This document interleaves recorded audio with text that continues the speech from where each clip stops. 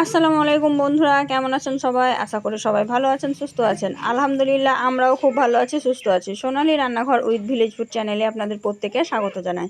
আজকে আমি নিয়ে এসেছি মাগুর মাছের রেসিপি। মাগুর মাছের রেসিপি আপনারা অনেকে অনেক রকমভাবে তৈরি করে খেয়েছেন, কিন্তু আমি যেভাবে তৈরি করেছি সেভাবে একবার তৈরি করে দেখবেন, খুবই টেস্টি হয়।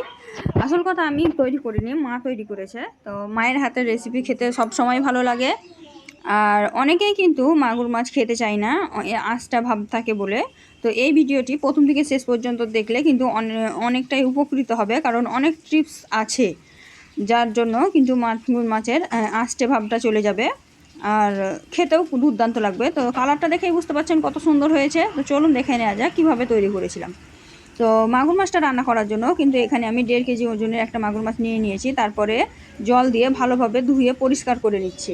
তো মাগুর মাছের এই পিলপিলা ভাবটা অনেকে দূর করতে পারে না, তার জন্যই কিন্তু মাগুর মাছ খেতে চায় না। কিন্তু মাগুর মাছটা যদি এইভাবে ধুয়ে তারপরে লবণ মাখিয়ে আধা ঘন্টা রেখে দেওয়া হয়, তাহলে কিন্তু অটোমেটিকভাবে পিলপিলাটা চলে যাবে। তাহলে কিন্তু কোনো ঘষাঘষি করতে হবে না। তো এটা আমি একদম আধা ঘন্টা রেখে দিয়েছিলাম, তারপরে ধুয়ে পরিষ্কার করে নিয়ে চলে এসেছি। আর কত সুন্দরভাবে পরিষ্কার হয়ে গেছে। এখন মা হলুদ আর লবণ দিয়ে দিল, দিয়ে ভালোভাবে হাত দিয়ে মাখিয়ে নিল মাছটাকে ভাজার জন্য। তো অনেকেই কিন্তু মাগুর মাছ ভেজে রান্না করে না ভয়ে, কারণ তেল ছিটে চরম ফুটে তেল ছিটে পুড়ে যায়। তো তার জন্য তো এখানে মা কিন্তু তেল দিয়েছে অল্প পরিমাণে, আর তেলে দিয়ে দিল হলুদ আর লবণ। আর মাছটা মাখার সময় কিন্তু একটু তেল দিয়ে দিয়েছিল, তাতে করে কিন্তু মাছটা বেশি ছিটবে না, খুব কম ছিটবে। তো একটু সাবধানে ভেজে নিতে হবে। তো এই তো আমি অনেকগুলো মাছ ভেজে নিয়েছি, আরও ভাজতে বাকি ছিল কিন্তু আমি সবটা দেখাইনি। এই তো ভেজে তুলে নিয়েছি। এখন মশলাটা তৈরি করে নেব। তো মা মশলাটা তৈরি করে নিচ্ছে। তো এখানে তেলের মধ্যে দিয়ে দিল পেঁয়াজ, আদা, রসুন আর জিরা, সব কিছু একসাথে বেটে নিয়েছিল, তারপরে দিয়ে দিয়েছে। আর কাঁচা লঙ্কাও দিয়ে দিয়েছিল, এটা কাঁচা লঙ্কা দিয়ে তৈরি করছে। তারপরে দিল পরিমাণ মতো লবণ, আর দিল তেজপাতা, দিল অল্প পরিমাণে লঙ্কা গুঁড়ো আর জিরা ধনিয়া পাউডার দিয়ে সব কিছু দিয়ে ভালোভাবে একদম কষিয়ে নিচ্ছে। দেখুন কত সুন্দরভাবে কষানো হয়ে গেছে, তেল ছেড়ে দিয়েছে মশলাটা। তো মশলাটা একটু ভালো করে কষাতে হবে, তাহলেই হবে। আমি একটু কাছ থেকে দেখিয়ে দিচ্ছি। এই তো দেখুন মশলাটা কত সুন্দরভাবে কষানো হয়ে গেছে।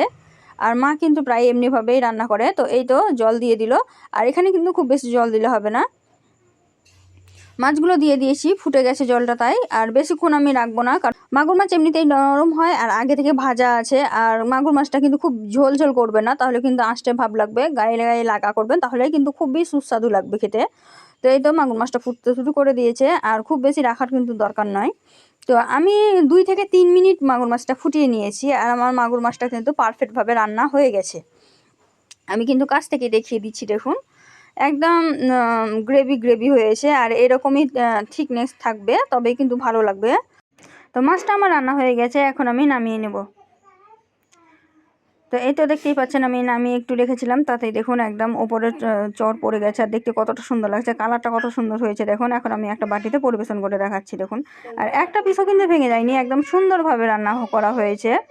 আর এরকমভাবে রান্না করলে কিন্তু একটু আঁশটা ভাব লাগবে না, আর খেতে কিন্তু দুর্দান্ত লাগবে। আর যেহেতু মায়ের হাতে রান্না, ছোট বড় সবাই কিন্তু পছন্দ করে। আর আমাকেও কিন্তু খুবই টেস্টি লেগেছিল, খুবই ভালো লেগেছিল। তো আপনারা চাইলে কিন্তু এভাবে তৈরি করে দেখতে পারেন। ভিডিওটি যদি ভালো লাগে থাকে অবশ্যই লাইক শেয়ার কমেন্ট করে দেবেন, আর আমার চ্যানেলটিকে একটু সাবস্ক্রাইব করে দেবেন, পাশে থাকা বেল আইকনটিকে প্রেস করে দেবেন সবার আগে নোটিফিকেশন পাওয়ার জন্য। এখন আমি বিদায় নিচ্ছি, দেখা হবে এই ধরনের অন্য কোনো রেসিপি নিয়ে পরবর্তী ভিডিওতে। ততক্ষণ সবাই ভালো থাকবেন, সুস্থ থাকবেন, আমার জন্য একটু দোয়া করবেন। খোদা হাফেজ।